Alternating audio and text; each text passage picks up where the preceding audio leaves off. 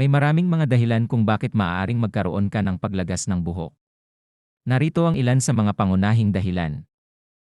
Genetika. Ang kalalakihan at kababaihan ay maaaring magmana ng kalakasan o kahinaan ng buhok mula sa kanilang mga magulang.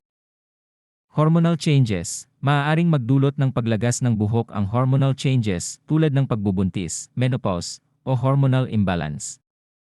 Nutritional deficiencies. Kakulangan sa mga mahahalagang bitamina at mineral tulad ng iron, vitamin D, at biotin ay maaaring makaapekto sa kalusugan ng buhok. Infection. Ang mga fungal o bacterial infection sa anit ay maaaring magdulot ng pagkawala ng buhok. Age. Ang pagtanda ay maaaring magdulot ng natural na paglagas ng buhok. Kung ikaw ay labis na nag-aalala tungkol sa pagkakaroon ng buhok na naglalagas, mahalaga na kumonsulta ka sa isang doktor o dermatologist upang malaman ang eksaktong dahilan.